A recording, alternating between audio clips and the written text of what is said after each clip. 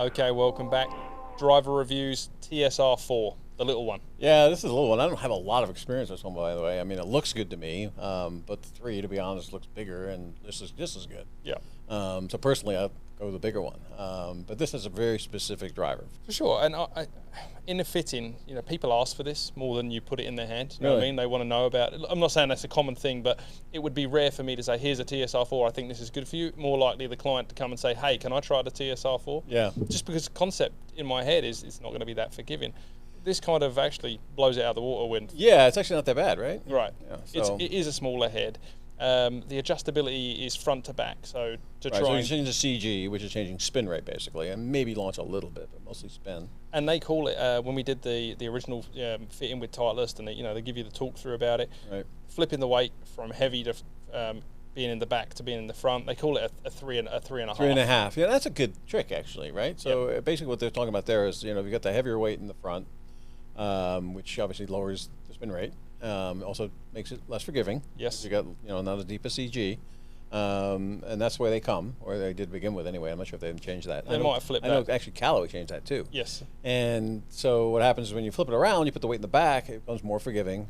You lose a little bit of the low spin, so you get a little more spin, but it's actually a really good driver, especially between the 3 and the 4. Yeah. And that's an interesting one. And I haven't tried it much. Have you tried it with anybody? No. Well, I tried it on the fitting day. Yeah. And it was just a funny driver for me. I think I liked the sound. Obviously, the size of the package changes a little bit. The feel as well. I really I preferred the 3 sound. I've definitely played the 3. I like the 3. 4 is great looking driver. And you feel like you can hit any shape with it because it's so tiny. You can just like the old persimmon style. You just flick it around. Yeah. But I need a bit more club face, so I'm not that good. Yeah, it's not. It's not inspiring to me to see it sitting up on the tee. I could definitely miss it. Yeah. But when you look at the robot data, and remember this is robot data, the good thing is that the heel and the toe, that is the robot's not scared of the small head. Doesn't know what's hitting it, right? Right, exactly. The 9-point test is the heel and the toe, so we're now way out towards the heel and toe, and this thing actually is quite forgiving with the off-center it's not terrible. No. But it does go into that low spin category, the low spin launch category for us. The 9's in the middles, but the other 2 do what you expect. They're going to drop the RPMs out of the sky a little bit, drop the launch down a little bit. But super accurate around that center piece. Right. And the people that are playing this, that's what they want. Right. Well, if you're buying this driver, you're pretty confident you can hit in the middle. So. Yeah. Good for speed, so it's within 9 degrees, it's turning all of your energy into ball speed, which is great. You're hitting fairways.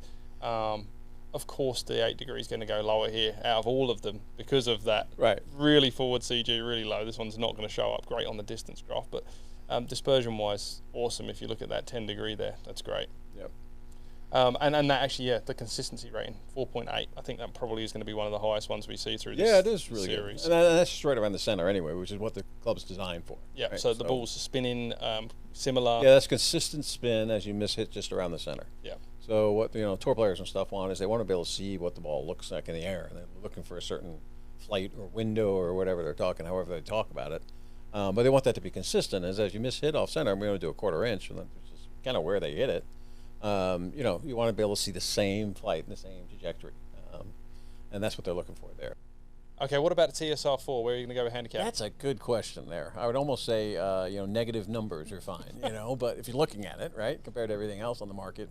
But I think you're probably fine up to 5 or 6 handicap.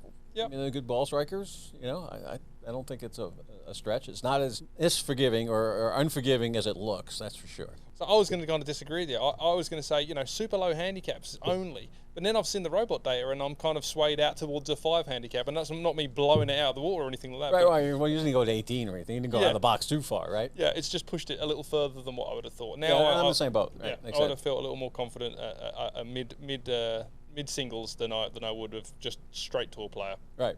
Yeah, great golf club. I'm not sure it's in my wheelhouse, but numbers say it is. Yeah. Cool. All right. Thanks, Mark. Cheers.